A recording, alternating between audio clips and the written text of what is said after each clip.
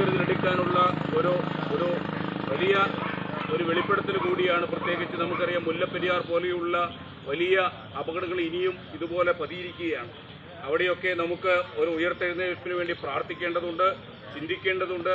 രാഷ്ട്രീയാധികാരികൾക്കും അതുപോലെ തന്നെ മറ്റുള്ള ആളുകൾക്കുമൊക്കെ അതിലൊക്കെ ഒരു മാറ്റം വരുത്തിക്കൊണ്ട് യഥാർത്ഥത്തിൽ മനുഷ്യന് ഒരു മനുഷ്യ കവചം തീർക്കാനുള്ള ഒരു ഇച്ഛാശക്തി ഉണ്ടാകാൻ നമുക്ക് പ്രാർത്ഥിക്കാം. അവരുടെ വേർപാടിൽ ഒത്തിരി പേർ നമ്മളിൽ നിന്ന് അകന്നുപോയി. ഇനിയും പലരെയും കാണാനുണ്ട്.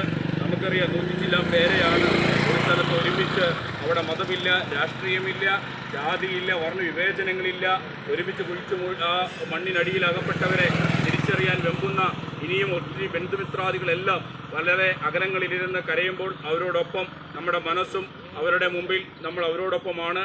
ഈ സമയത്ത് ആ മരണപ്പെട്ടവരുടെ മുമ്പിൽ തൃപ്പാത്തെങ്കിൽ ശിരസ് നമിക്കുന്നു. തൃപ്പാത്തെങ്കിൽ നമ്മൾ ശിരസ് നമിച്ച് ആദരാഞ്ജലികൾ അർപ്പിക്കുന്നു.